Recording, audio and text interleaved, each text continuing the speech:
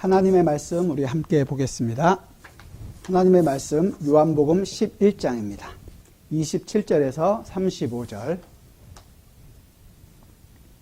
하나님의 말씀을 귀 기울여 들어주시기 바랍니다. 이르시되 주여 그러하외다. 주는 그리스도시요 세상에 오시는 하나님의 아들이신 줄 내가 믿나이다.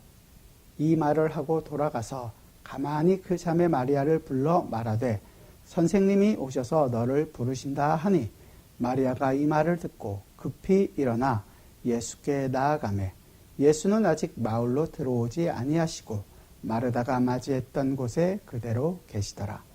마리아와 함께 집에 있어 위로하던 유대인들은 그가 급히 일어나 나가는 것을 보고 곧가로 무덤에 가는 줄로 생각하고 따라가거든.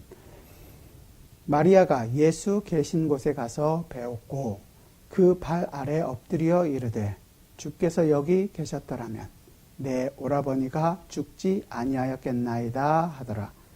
예수께서 그가 우는 것과 또 함께 온 유대인들이 우는 것을 보시고 심령에 비통히 여기시고 불쌍히 여기사 이르시되 그를 어디에 두었느냐 이르되 주여 와서 보옵소서 하니 예수께서 눈물을 흘리시더라. 아멘.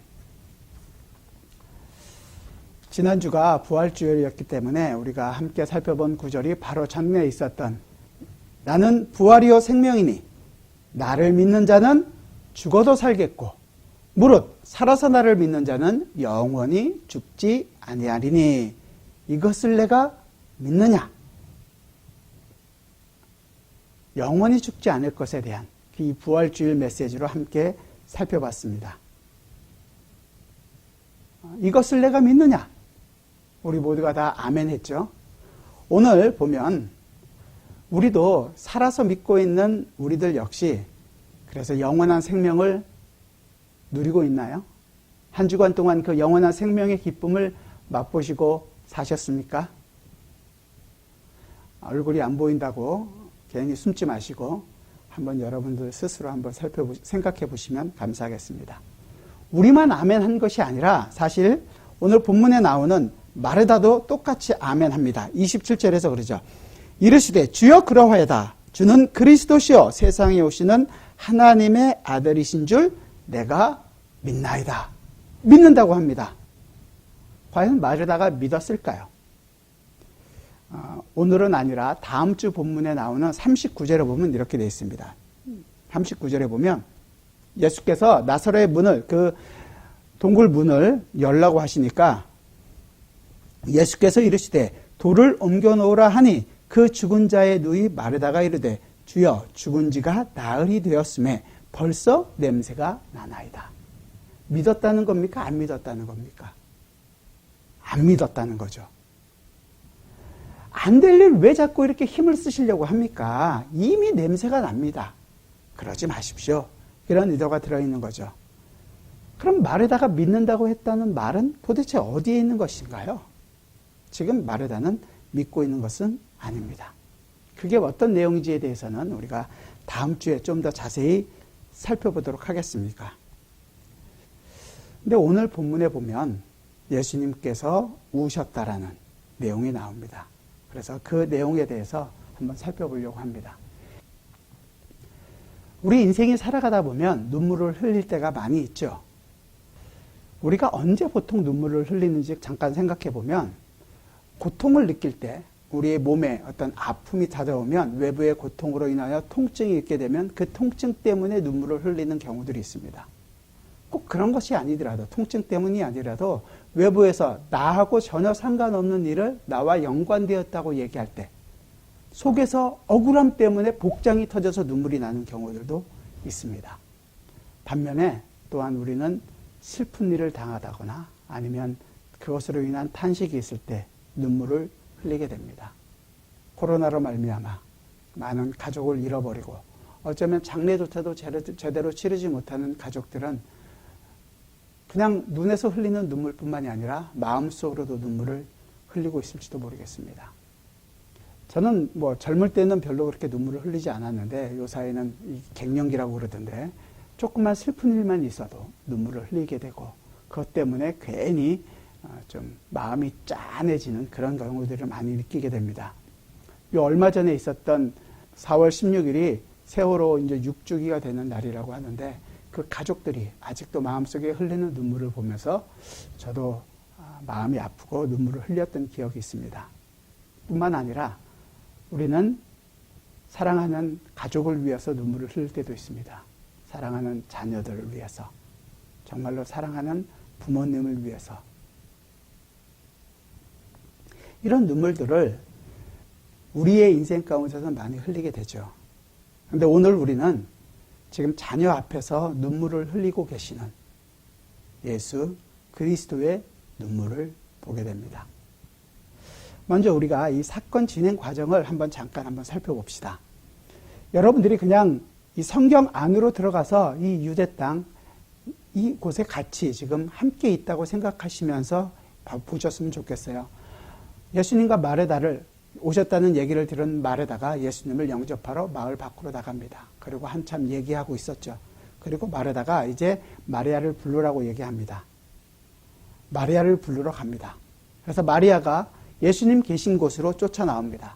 물론 같이 있었던 많은 유대인들은 무덤으로 가는 줄 생각하고 갔지만 전혀 다르게 예수님이 계신 곳으로 가서 예수님 무릎 앞에 마리아가 무릎을 꿇습니다. 그리고 웁니다. 울면서 이야기하죠.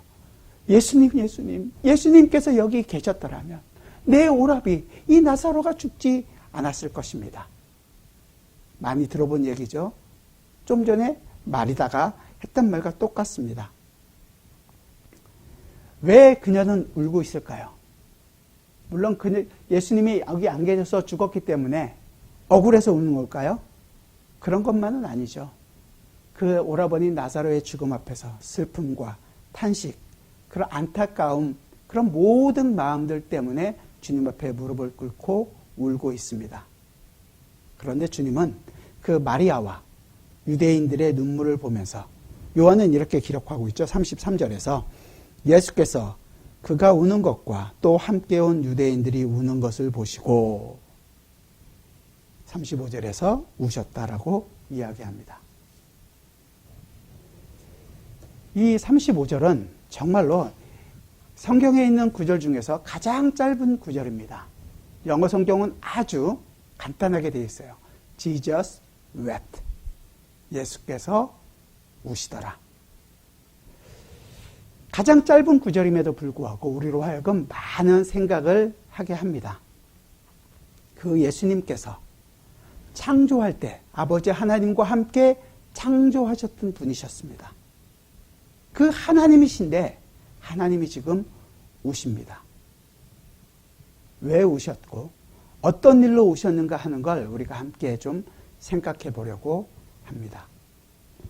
그래서 왜 우셨는지 그 내용이 되고 있는 33절이 굉장히 중요한 말씀이 되는 거예요. 본절 33절에서 그 우는 것을 보시고 심령에 비통히 여기시고 불쌍히 여기사. 여기 비통히 여기셨다 하는데 지금 우리가 개역 개정을 보고 있지만 개정 성경에는 통분히 여기셨다라고 이야기합니다.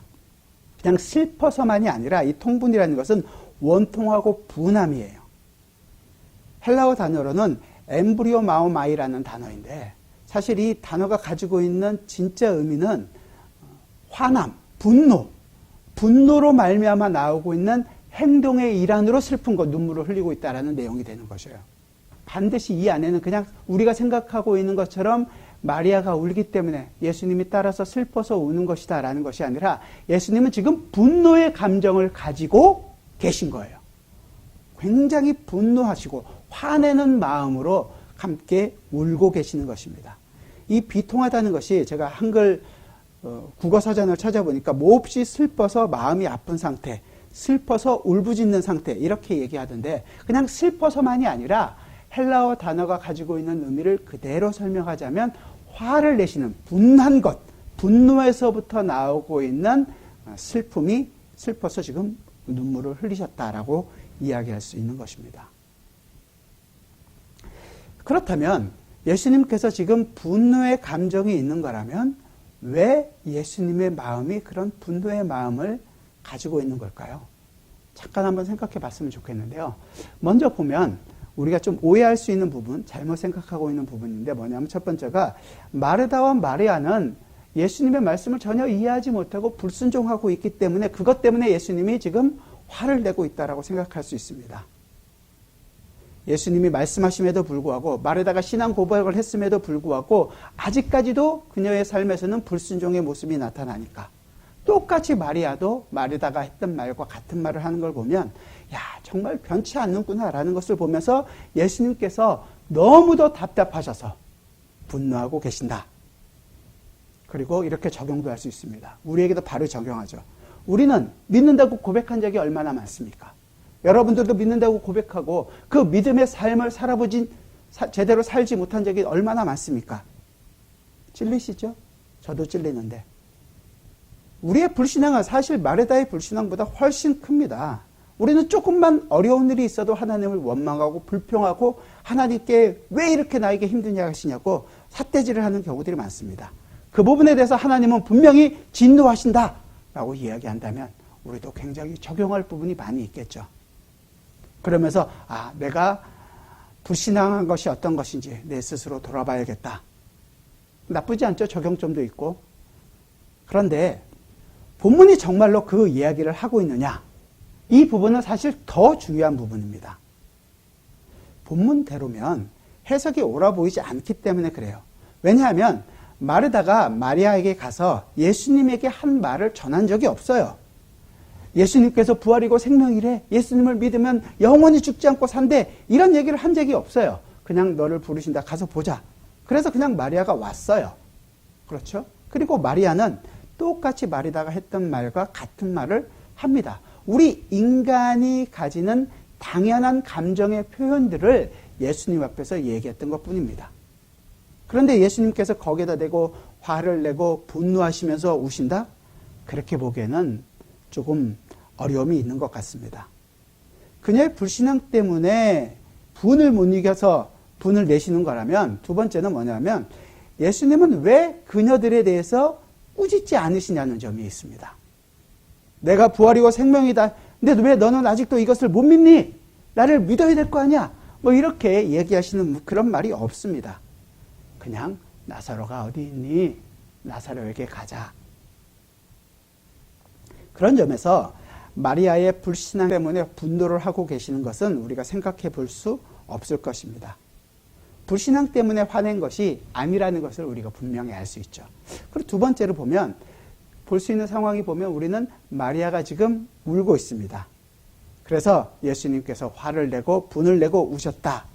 그래서 분노했다면 예수님께서 정말로 마리아의 눈물을 보시고 분노했다면 마리아가 운 것에 예수님께서 분을 못 이겨서 우신 것처럼 돼버립니다.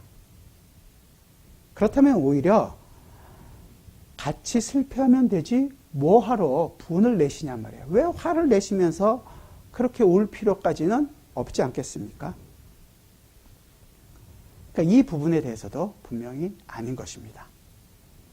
왜 분을 냈는지를 우리가 좀 살펴보려고 하는 거죠.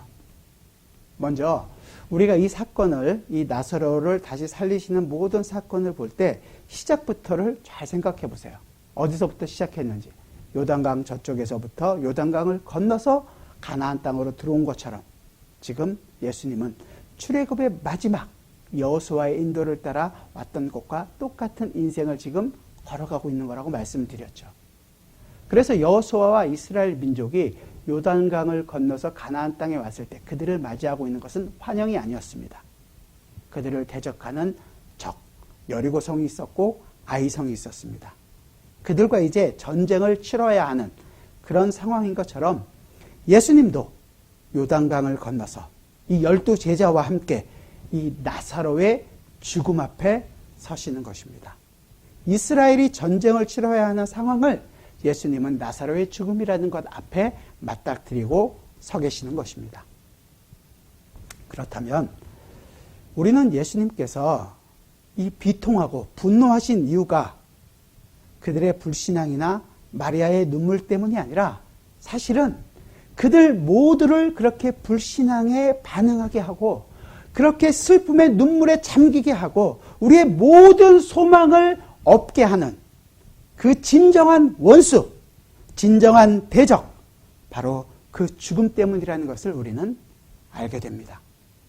예수님께서는 지금 죽음 앞에서 분노하고 계십니다. 우리의 원수, 그 죽음 앞에서 분노하고 계십니다. 마치 여리고의 백성들이 이스라엘을 대적했던 것처럼 예수님 앞에 대적으로 죽음이라는 것이 앞을 막고 서 있고 그 앞에서 예수님께서는 분노하고 계십니다. 사도 바울은 그래서 이걸 이렇게 표현합니다. 고린도전서 15장 26절인데요. 신약성경 283페이지. 고린도전서 15장 26절입니다. 우리의 원수를 분명하게 얘기합니다. 제가 읽어드리겠습니다. 맨 나중에 멸망받을 원수는 사망이니라. 우리의 원수가 분명히 사망이라고 얘기하죠. 이 분노가 왜 있었는지를 우리에게 설명해 줍니다. 예수님의 마지막 원수가 사망이라고 얘기했습니다.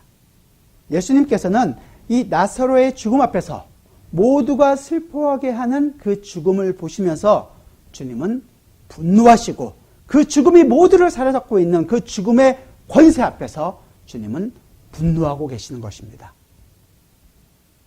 그 분노가 예수님의 마음을 사로잡고 있는 거죠. 바울은 이걸 이렇게 표현합니다. 우리가 지난주에 같이 읽었던 내용인데 15장 54절과 56절입니다. 그 한 장 뒤에 넘어서 고린도전서 15장 54절에서 56절. 이 썩을 것이 썩지 아니할 것을 입고 이 죽을 것이 죽지 아니함을 입을 때에는 사망을 삼키고 이기리라 기록된 말씀이 이루어지리라. 사망아 너의 승리가 어디 있느냐? 사망아 너의 쏘는 것이 어디 있느냐? 사망이 쏘는 것은 죄요 죄의 권능은 율법이라. 예수님께서는 죽음을 향하여 자기의 원수로 말하고 이 바울은 그 주님의 마음을 담아서 대변하고 있는 것입니다. 죽음이여, 이 사망이여, 너의 쏘는 것이 어디 있느냐? 주님은 지금 그 사망 앞에 서 계십니다. 이 사실을 우리가 알게 된다면 우리의 가장 큰 원수가 무엇인지를 우리는 분명하게 알게 됩니다. 여러분의 원수는 무엇입니까? 여러분의 자녀가 원수입니까? 아니면 부모가 원수입니까? 아니면 지금 코로나 바이러스로 말미암아 힘든 이 상황이 원수입니까? 아니면 아직도 펴지 못하고 있는 내 경제력이, 아니면 건강 때문에 어떠지 못하고 있는 내 이 건강이, 나를 힘들게 하고 있는 어떤 것들이 나의 가장 큰 원수가 됩니까? 코로나19는 정말로 우리로 하여금 많은 것을 바꿀지도 모르겠습니다. 모두를 걱정하게 하고 정말로 사회적 거리를 두게 하고 서로를 피하게 만드는 바이러스입니다. 이런 것들 때문에 힘들죠. 마치 이것이 우리의 원수처럼 느껴질 때가 있습니다. 그러나 좀 더 깊이 들어가 보면 그 모든 게 왜 우리가 걱정하고 두려워하냐면 그 죽음이라는 것으로 끝날 것이기 때문에 사실은 우리가 두려워하고 굉장히 무서워하고 그런 감정을 느끼게 되는 것입니다. 넌 죽을 거야. 넌 죽음으로 끝나는 거야. 라는 그 위협하는 사탄의 무기. 그게 우리를 가장 두렵게 하는 가장 큰 원수가 아니던가요? 그런데 주님께서 바로 그 죽음 앞에 서십니다. 그리고 우리의 원수인 죽음을 예수 그리스도 자신의 원수라고 말하시면서 지금 분노하고 계십니다. 우리를 떨게 하는 상황들, 그리고 그 이후에 겪어야 될 마지막의 죽음, 그 위협 때문에 어려워하고 있는 그 상황 앞에서 주님은 우리와 함께 분노하고 계십니다. 예수님은 그냥 분노로 끝나고 계시는 것은 아니에요. 33절 마지막에 뭐라고 얘기하시냐면 비통히 여기시고 불쌍히 여기셨다라고 이야기합니다. 그리고서 눈물을 흘리십니다. 주님께서는 우리의 연약함, 우리의 죽음을 보시고 아 그래 내가 대신 싸워줄게, 이겨줄게, 그렇게 하시는 것이 아니라 우리의 배후에 있는 죄를 보고 그 죽음으로 위협하는 그 세력을 보고 하나님을 거역하고 내 힘대로 살려는 그 탕자의 모습과 같은 우리의 모습을 보시고 우리의 상처 하나하나를 다 살펴보십니다. 아십니다. 그러시기 때문에 주님은 우리를 불쌍히 여기십니다. 예수님은 죽음에 대하여 분노하시지만 또한 우리에 대하여 불쌍히 여기십니다. 죄로 인한 비참한 아픔, 우리 마음속 깊이 있는 많은 상처들, 슬픔들, 우리의 상처를 다 아시고 보고 계십니다. 그리고 마지막으로 우리 힘으로는 도저히 어떻게 할 수 없는 바로 그 죽음을 주님께서 보시며 불쌍히 여기십니다. 죽음의 무서움이라는 건 정말로 모든 것을 다 빼앗아갑니다. 그냥 생명만 잃는 것이 아니라 사실 내가 갖고 있던 모든 것을 잃게 만듭니다. 제가 죽음이라는 것을 가장 무섭다고 느껴진 것이 2번 있었는데요. 첫 번째는 저희 아버님의 죽음을 보면서 바로 이틀 전에 아버님을 뵙고 한국에서 뵙고 미국에 왔는데 이틀 있다가 바로 돌아가셨다는 연락을 받고 야, 이게 정말로 있을 수 있는 일인가 이렇게 다시는 볼 수 없다는 것, 함께 이야기 나누고 함께 신앙에 대한 이야기를 하고 목회에 대한 고민을 이야기하고 했던 모든 것들을 이제는 더 이상 할 수 없다라는 것, 죽음이라는 것이 이토록 무서운 것이구나 라는 것을 알게 되었습니다. 또 한 번은 전도가 유망하고 아주 창창했던 젊은 한 가장의 갑작스러운 죽음 앞에서 그의 장례를 집례하면서 죽음이라는 것은 정말 이 모든 것을 다 잃게 하는 거구나 라는 것을 알게 되었습니다. 그러나 만약 우리의 인생이 죽음으로 끝이 나버린다면 인간만큼 허무한 존재가 어디 있겠습니까? 그런데 그 죽음으로 두려워하고 있는 우리 앞에 주님은 지금 서 계십니다. 우리의 슬픔과 아픔과 좌절을 이해하십니다. 마리아는 그 죽음 때문에, 오라비의 죽음 때문에 슬퍼합니다. 눈물을 흘립니다. 내 오라비가 죽었어요. 예수님께서 여기 있었다면 고쳐주실 수 있었을 텐데 안 계셔서 죽었습니다. 마치 예수님을 원망하는 것처럼 그러면서 눈물을 흘리고 있습니다. 주님은 그 마리아의 눈물이 진정으로 원망이 아니라 죄로 말미암아 죽을 수밖에 없는 인생의 슬픔을 이해하시고 그 죽음 앞에서 분노하시고 슬퍼하는 우리를 불쌍히 여기십니다. 우리 스스로도 가끔씩 몸부림치며 애통하면서 주여 주여 외치는 그 인생들의 고통을 바라보시면서 주님도 함께 우리를 불쌍히 여기고 계신 것입니다. 오늘 여기 마리아와 마르다가 단지 나사로의 죽음으로 슬퍼하는 동생들이 아니라 우리 모든 인생이 겪었던 고통과 슬픔과 결국은 죽음으로 끝이 날 그들의 마음 하나하나를 주님께서는 바라보시며 불쌍히 여기고 계십니다. 가끔 우리는 내 인생 운이 나빠서 이렇게 사는 거지. 아니 내 인생 부모를 잘못 만나서 이 고생하는 거지. 내가 저 인간을 잘못 만나서 이 고생을 하는 거지. 아니면 때로는 내가 결심이 약해서 내 의지가 약해서 내가 지금 이렇게 살 수밖에 없지 라고 생각을 하지만 주님은 원인을 바르게 알고 바르게 보고 계십니다. 여러분은 지금 운이 나빠서도 아니고 결심이 약해서도 아니고 누군가를 잘못 만나서도 아닙니다. 우리가 왜 죽음으로 갈 수밖에 없는 존재인지 우리는 다 모르지만 주님은 정확히 알고 계십니다. 그건 바로 우리의 죄 때문입니다. 우리가 죄인이기 때문인 것입니다. 그래서 주님은 우리의 아픔 하나하나를, 우리 마음속에 있는 그 슬픔 하나하나를, 죽음으로 가고 있는 그 마음 하나하나를 주님의 거룩하신 그분의 인격 안으로 받아들이고 계십니다. 어떻게 해요? 주님은 지금 마리아와 함께 우십니다. 아니 어떻게 우는 것이 그 모든 것을 받아들이고 있는 것이라고 얘기할 수 있습니까? 마리아만 우는 것이 아니라 마리아를 따라갔던 많은 유대인들도 울고 있는데 그럼 유대인들도 그 모든 것을 알고 받아들이고 우는 것이란 말입니까? 아니죠.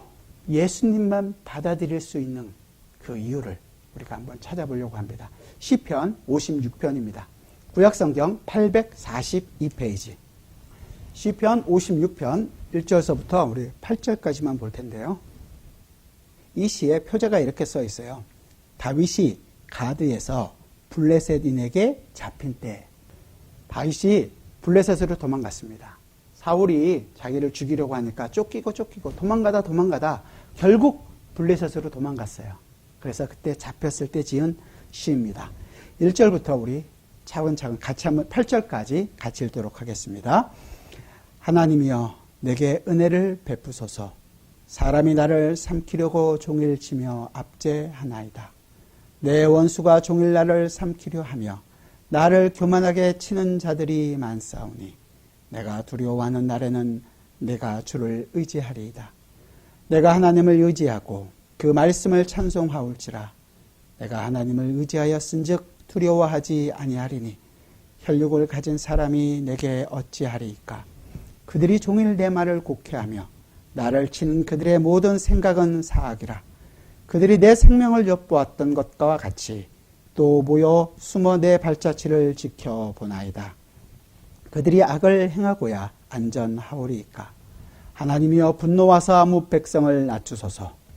나의 유리함을 주께서 계수하셨사오니 나의 눈물을 주의 병에 담으소서. 이것이 주의 책에 기록되지 아니하였나이까.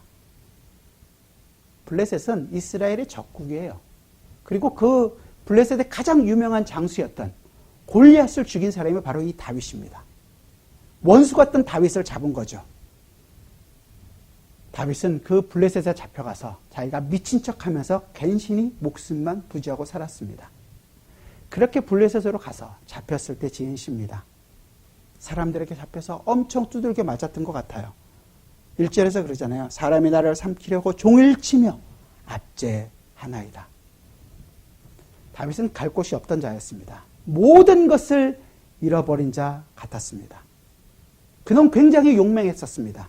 그 용맹함도 잃어버리고 숨어서 살아야만 하는 그런 처지였죠. 그때 이렇게 얘기합니다. 8절 우리 다시 한번 읽어볼까요? 8절 나의 유리함을 주께서 계수하셨사오니 나의 눈물을 주의 병에 담으소서. 이것이 주의 책에 기록되지 아니하였나이까. 나의 유리함을 주께서 계수하셨사오니 나의 방황하는 것을 주님께서 다 세어보셨습니다. 주님께서 이렇게 얘기하는 거죠. 내가 너의 마음을 다 안다. 우리의 이 방황이 어디 사실 한두 번이었습니까? 예수를 믿고 나서도 예수를 믿는다고 열심을 내겠다고 생각하면서도 그 말씀대로 순종하면서 살지 않았던 적이 얼마나 많습니까? 예수를 안 믿었던 적이야. 우리 마음대로 항상 살았었고 예수를 믿고 나서도 하나님의 말씀대로 산 적이 없습니다. 방황하며 살았습니다. 조금 잘하면 내가 잘나서 그런 거지 뭐. 조금 못하면 아유 하나님이 왜 나를 이렇게 게으르게 만드셨을까? 아유 그냥 이대로 포기해버릴까? 나한테 주어진 건 이거밖에 없으니까 난 이렇게밖에 못 살아. 다른 사람과 난 다르니까 난 요만큼만 해도 돼. 다른 사람을 원망하고 불평하며 지낼 때가 많지 않았습니까? 내 마음대로 내 뜻대로 살기를 고집하며 얼마나 방황한 삶을 살았습니까? 그런데 그 방황하는 것을 세고 계신 분이 계셨던 겁니다. 우리의 방황을 다 세고 계신 분이 계셨던 것입니다. 다윗은 말합니다. 주께서 계수하셨사오니 이제는 내가 방황하는 동안 아파하며 흘렸던 그 눈물을 얼마나 흘렸는지 주님이 아시지 않습니까? 나의 눈물을 주님의 병에 담으소서. 오늘 지금 주님 앞에 무릎을 꿇고 울고 있는 마리아, 주님께서 하시는 일이 무엇인지 아시겠습니까? 마리아의 인생이, 아니 우리 성도의 인생이라 모든 것이 다 평안하고 기뻤을까요? 그럴 수 없었습니다. 지금 당장은 마리아는 오라버니가 죽었습니다. 우리의 인생이 언제 평안한 적이 있었습니까? 아니 우리가 언제 이 땅에서 정말로 평안하다고 하나님 앞에 의롭다라고 내세우시면서 살았던 적이 있습니까? 그렇지 않죠. 우리는 나중에 천국에 가서 주님 앞에 가서 쉴 때까지 그런 평안은 누릴 수 없을 것입니다. 그러나 주님께서는 마리아의 인생의 한순간 한순간들, 그 방황하며 괴로워하고 슬퍼했던 그 인생을 다 세고 계십니다. 그녀의 눈물을 주님은 자신의 병에 담으십니다. 우리의 그 방황하며 흘렸던 많은 눈물을 주님께서는 아시고 우리의 눈물 하나하나를 주님의 병에 담으십니다. 그것을 이사야는 이렇게 표현합니다. 이사야 53장인데요. 찾지 마시고 제가 읽어드리겠습니다. 그는 실로 우리의 질고를 지고 우리의 슬픔을 당하였거늘 우리는 생각하기를 그는 징벌을 받아 하나님께 맞으며 고난을 당한다 하였노라. 그가 찔림은 우리의 허물 때문이요 그가 상함은 우리의 죄악 때문이라. 그가 징계를 받음으로 우리는 평화를 누리고 그가 채찍에 맞음으로 우리는 나음을 받았도다. 우리는 다 양 같아서 그렇 행하여 각기 제 길로 갔거늘 여호와께서는 우리의 모든 죄악을 그에게 담당시키셨도다. 우리 모두의 죄악을 그에게 담당시키셨습니다. 그는 우리의 모든 어려움을, 그 모든 죄를 자신에게로 옮겨가시고 주님이 가지신 그 거룩과 의와 아름다움을 우리에게 주시는 것입니다. 주님은 우리의 질고를 함께 지십니다. 코로나로 말미암아 격리되어 있고 때로는 병과 싸워야 하는 전 세계 많은 이들, 그들 가운데 고통당하는 성도의 고통을 주님은 그냥 외면하고 계시는 것이 아니라 그들의 고통을 자신의 육체에 담아내고 있는 것입니다. 자신의 병에, 예수 그리스도의 병에 담고 계십니다. 이게 바로 주님이 하고 계신 일이에요. 오늘 본문에 나오는 나사로, 이 죽은 나사로, 주님 앞에 와서 믿음의 고백을 하고 있는 것처럼 보이지만 전혀 믿음이 없는 마르다와 마리아, 그 사람만 그렇습니까? 아니지 않습니까? 우리도 역시 죽은 자와 같은 사람이었고 우리도 역시 믿음이 없기로는 마찬가지였던 사람입니다. 우리가 지금 함께 예배하고 있다고 해서 우리는 믿음의 사람이고 하나님의 사람이라고 얘기할 수 있을까요? 아닙니다. 우리는 죽은 나사로와 같고 믿음이 전혀 없는 마르다와 같은 사람입니다. 죽음 앞에서 떨 수밖에 없고 두려워하고 있는 사람입니다. 매일 조금씩 늙어가는 것 때문에 괴로워하고 매일 점점 힘이 빠지는 것 때문에 어떻게 하면 힘을 키울까? 내 인생이 이렇게 살다가 정말 마지막은 어떻게 될까? 비참하지 않을까? 고민하고 그것 때문에 머리가 정말로 지끈지끈 아플 지경이다라고 생각하고 살아가는, 그리고 마지막에 죽음 앞에서 모든 것을 떠나보내야 할 수밖에 없는 그런 사람들 아닙니까? 그렇게 생각하고 있지 않습니까? 그렇습니다. 우리가 바로 이 죽은 나사로와 똑같습니다. 모든 문제 앞에 힘없이 주저앉아 울 수밖에 없는 마르다와 마리아와 같은 사람입니다.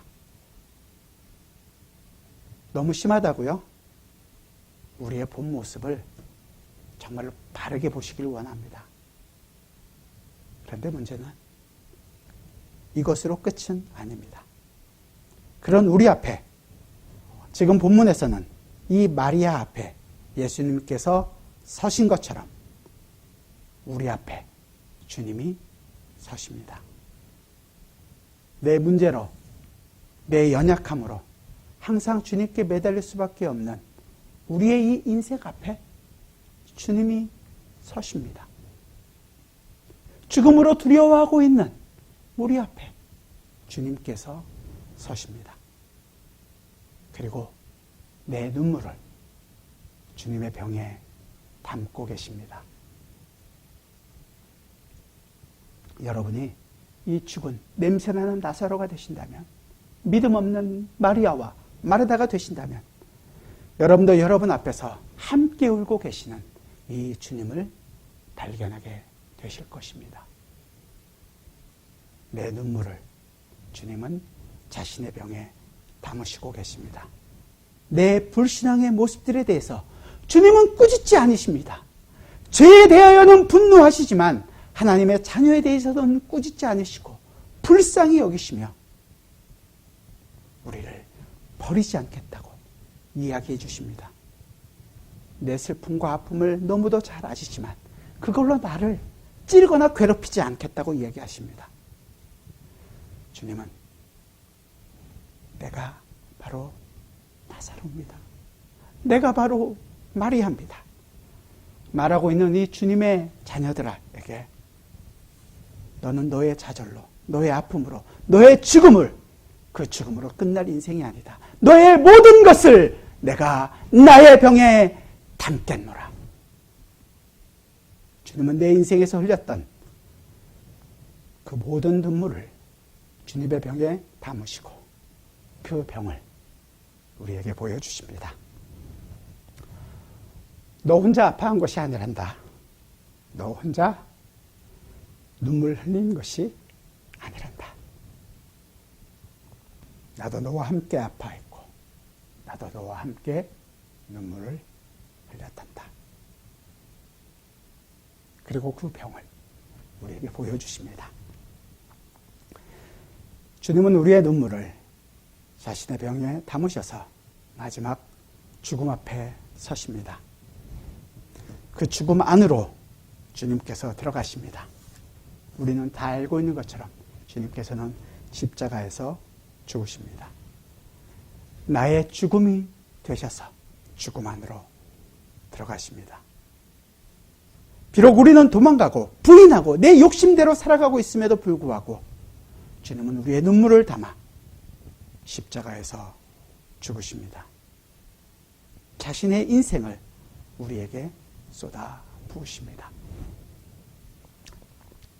주님께서 오늘도 우리의 눈물을 담아 주님이 우십니다.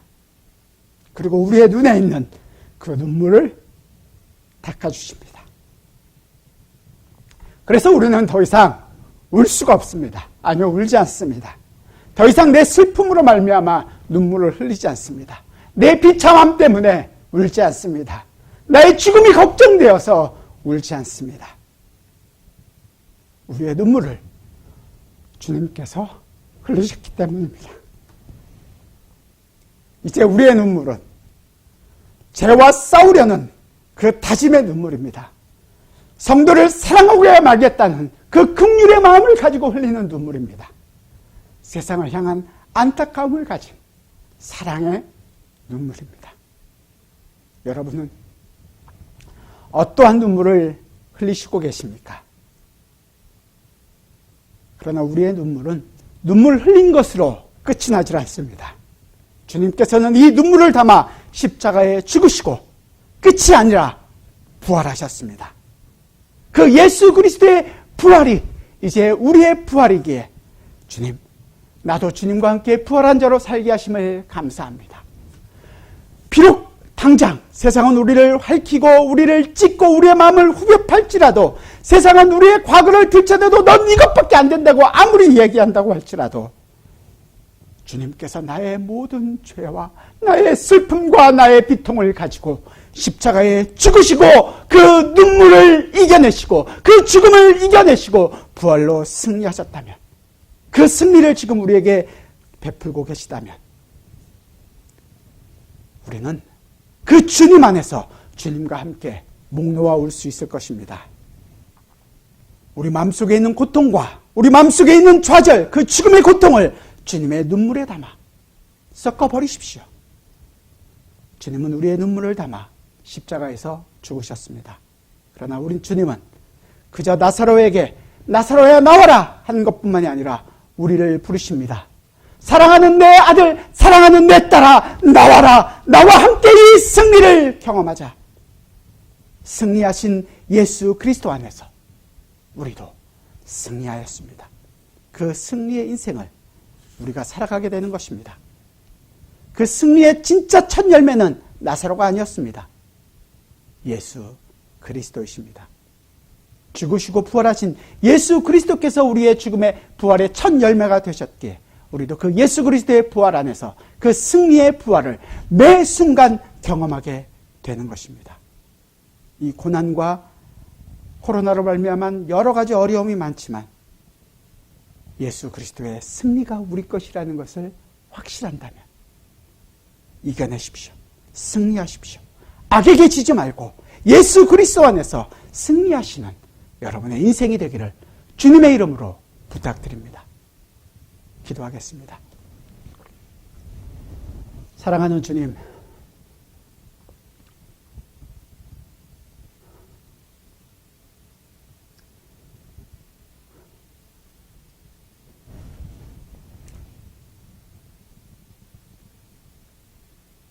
우리의 눈물이 되어주시고 우리의 아픔이 되어주시고 우리의 고통이 되어주시고 우리의 죽음이 되어주신 그렇게 우리로 하여금 생명으로 부활하게 하신 예수 그리스도를 알게 해주시니 감사합니다. 그 주님으로 인하여 주어진 새로운 생명, 이제 주 안에서 기뻐하며 감사하며 승리의 인생을 살게 하여 주옵소서.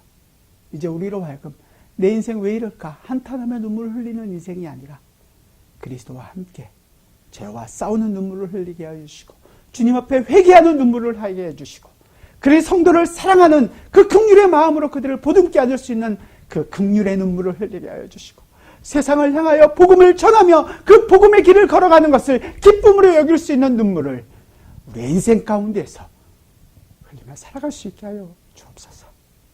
예수 그리스도의 이름으로 기도드리옵나이다. 아멘.